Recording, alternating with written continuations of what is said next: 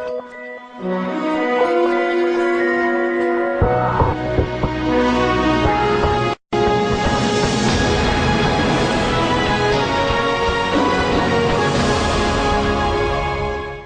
Back नाजरीन, गुफ्तगू का सिलसिला जारी है। आसमा जहांगीर साहिबा हमारे साथ हैं। अब हम थोड़ा सा अदलिया के फैसलों पे बात करते हैं। आइए उनसे बात करते हैं।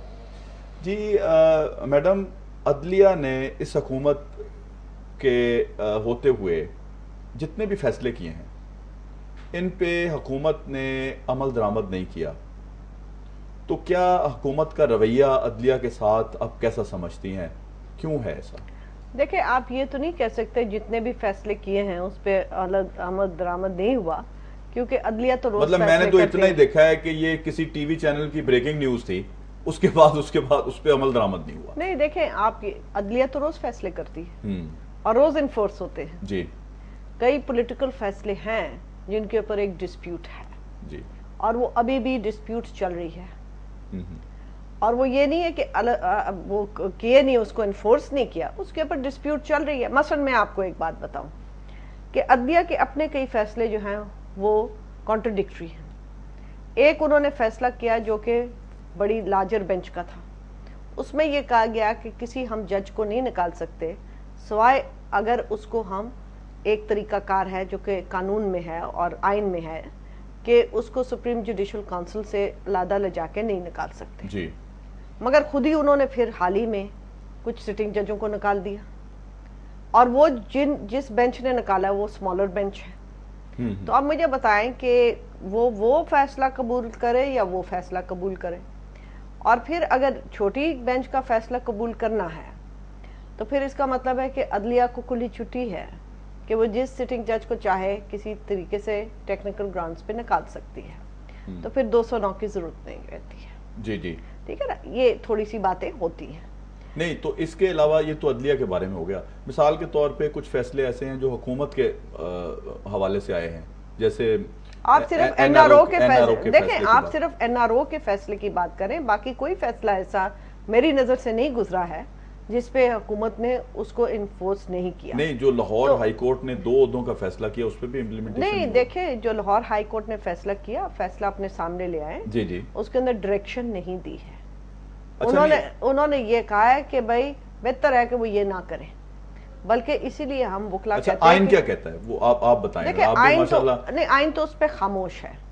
आइन तो ये नहीं कहता, मतलब आइन इजाजत देता है, आइन खामोश है। अच्छा, आइन कुछ नहीं कहता, मगर उन्होंने ये कहा कि वो कहता है आइन के भाई जो सदर है वो यूनिटी ऑफ द फेडरेशन है, तो अगर वो यूनिटी ऑफ द फेडरेशन है तो फिर उसे सियासत नहीं करनी चाहिए। वो भी जरा बड़ा कंट्रोवर्शियल फैसला है। सदर तो हमेशा सियासतदान ही होता है। अगर सदर गैर सियासी हो तो फिर वो खाकी सदर होगा जी जी, या खाकियों का सदर होगा, तो वो तो मेरा ख्याल है बड़ा खतरनाक सदर होगा। तो मगर फिर या तो डायरेक्शन दे देना, क्या दे कि जी आप छोड़ देंगे होता, वो डायरेक्शन तो नहीं दी है उन्होंने तो सिर्फ ये कहा कि बेहतर है कि आप ना करें। तो प्रेसिडेंसी से कहा गई कि हमने खाने नहीं कर रहे अब। अच्छा, सियासी अखलाकियात क्या कहती हैं इसके बारे नहीं, में? सियासी अखलाकियात मैं समझती हूँ जरूर कहती हैं, जरूर कहती हैं कि जो सदर है उसको नॉन पार्टिजन होना चाहिए जी, मगर ये जाती अखलाकियात हमारे सियासतदानों को तब सोचनी चाहिए थी जब उन्होंने इनको इलेक्ट किया, उस वक्त सोचना ठीक है ना। तब बाद में तो ओहदा नहीं लिया ना, ओहदा पहले ही था ना जी जी, तो उस वक्त ये अखलाकियात ये सोचते। ये हमारे या आपके सोचने की तो बात अलहदा है, हम तो मजबूर हैं जी। अच्छा, हमारे माशरे में 70% लोग ऐसे हैं जिनको डेमोक्रेसी का पता ही नहीं है, जमहूरियत क्या चीज़ है उसका पता ही नहीं है, अलफ बे से वाकिफ नहीं है। गांव में ऐसा होता है कि चौधरी ने वादा कर लिया एमएनए को इलेक्ट कराने के लिए, अपने घर खाना किया, उनसे वोट ले लिया। क्या आप समझती हैं कि पाकिस्तान में इस पे भी काम होना चाहिए, अवेयरनेस के लिए, एजुकेशन के लिए? इस पे आपकी क्या राय है? देखिए, मैं ये समझती हूँ कि हमारे लोगों में बड़ी अवेयरनेस है, उनके पास चॉइसेस नहीं होते जी।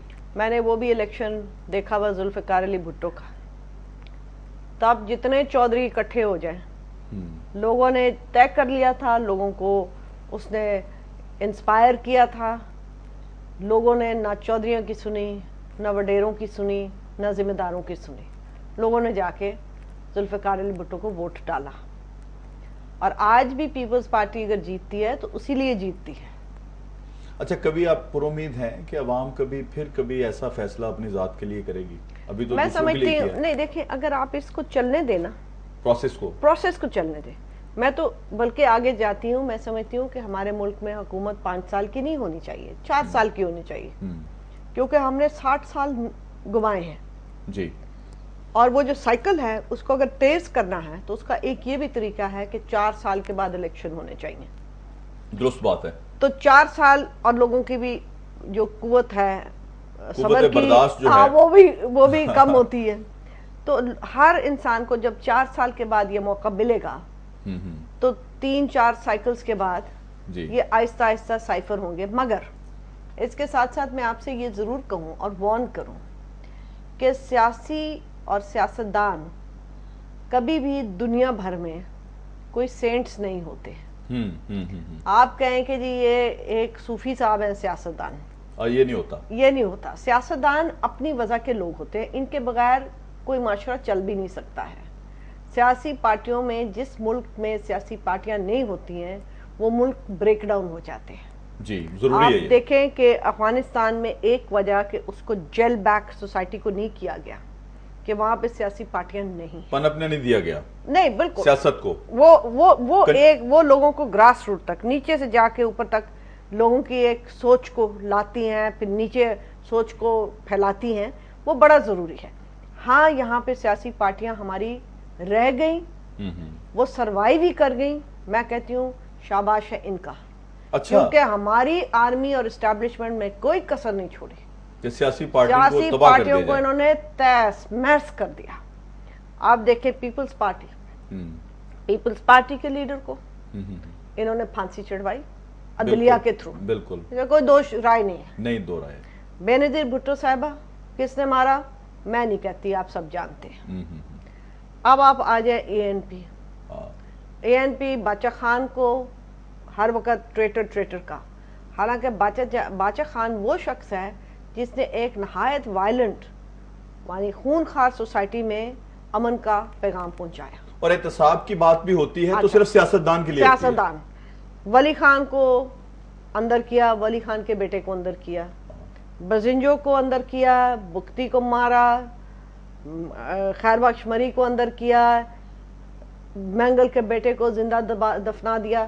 کون سی سیاسی پارٹیاں رہنے دی؟ ہاں، وہ مسلم لیگ کے بیچارے ٹوٹے پر ٹوٹے کرتے رہے ہیں، تو اب میاں نواز شریف صاحب کو بھی سمجھ آ گئی ہے، ان کو بھی جو ہاتھ لگا ہے تو وہ سمجھ گئے، وہ بہت سمجھے۔ صحیح بات ہے۔ اچھا میڈم، یہ ہر مسئلے کا حل سمجھتی ہیں کہ سو موٹو نوٹس جو ہوتا ہے اس پہ ہوتا ہے؟ دیکھیں، میں تو اس کو ہر مسئلے کا حل نہیں سمجھتی ہوں، بلکہ میں سمجھتی ہوں کہ اس کی افادگی جو ہے وہ ختم کری ہے، بالکل ختم ہو رہی ہے، کہ جی کوئی بھی مسئلہ ہوتا ہے جی سو موٹو ایکشن لیا جائے جی۔ دیکھیں، سو موٹو بڑا سوچ کے، اور میں سمجھتی ہوں جب ایک چیز اور ایک ایسی کام ہو جائے جس کے اندر آلریڈی ایگزیکٹو ایکشن لے رہی ہو تو اس میں سو موٹو ویسے ہی نہیں لینا چاہیے۔ لیکن عوام کس طرف چلے جائیں، وہ جب حکومت کچھ ان کی ریٹ نظر نہیں آ رہی ہوتی تو وہ پھر چیف جسٹس کی طرف دیکھتے ہیں، چلے تو وہاں بھی جا کے اپنے پورا کر لیں شوق۔ ہاں، وہی تو میں شوق پورا کر لیں، کیونکہ عوام دیکھ رہے ہیں جی کوئی بھی چیز ہوئی ہے جی سو موٹو ایکشن نہیں ہوا، یہ سوچ میرا خیال ہے یہ سوچ غلط سوچ ہے جی، یہ سوچ جو ہے پھر گمراہ والی سوچ ہے۔ سو موٹو ایسے ہونا ہی نہیں چاہیے۔ باقی جو عدلیہ ہے دنیا میں، ہم کوئی واحد ملک تو نہیں ہے دنیا میں پلے، ہمارے ساتھ دنیا ایک اور بھی بستی ہے، وہاں کی کبھی عدلیہ نے اس طریقے سے سو موٹو نہیں لیا۔ اچھا، عوام کی آخری ہوپ جو لوگوں کے دل و دماغ پہ ایک چیز ہے وہ عدلیہ کی طرف ہی دیکھ رہے ہیں۔ جیسے دیکھیں عدلیہ بحالی میں یہ جو جس قوم کو ہم ہجوم بولتے تھے کہ یہ ایک ہجوم ہے، وہ قوم بن کے نکلی اور عدلیہ بحالی ہو گئی، تو اب اس قوم کو زیادہ تر امیدیں چیف جسٹس صاحب سے ہیں۔ سر، میں آپ سے عرض کروں کہ قوم کو ہمیشہ ججوں سے امیدیں ہوتی تھیں۔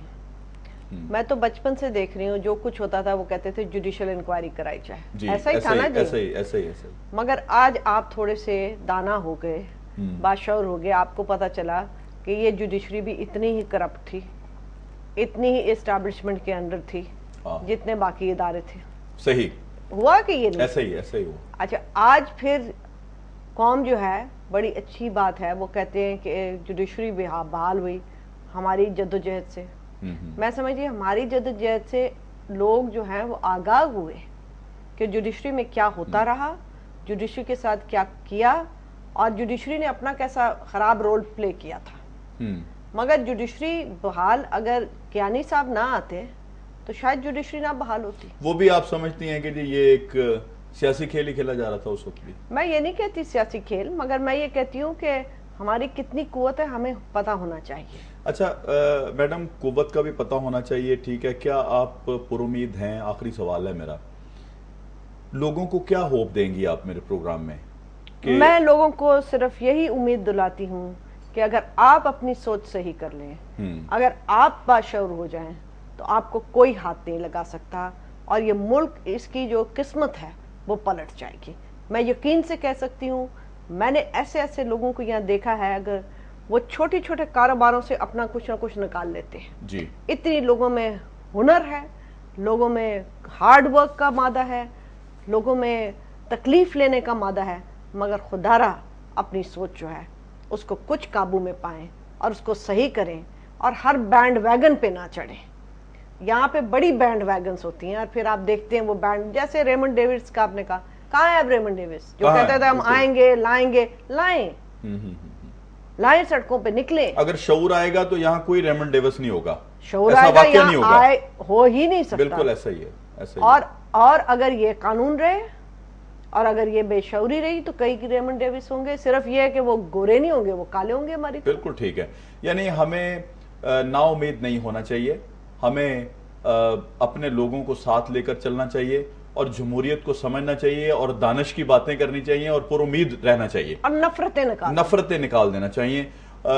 میں آپ کا بے حد مشکور ہوں کہ آپ میرے پروگرام میں تشریف لائیں اور آپ نے وقت دیا. ناظرین، پروگرام کا وقت ختم ہوا جاتا ہے، ہماری بڑی دلچسپ گفتگو رہی.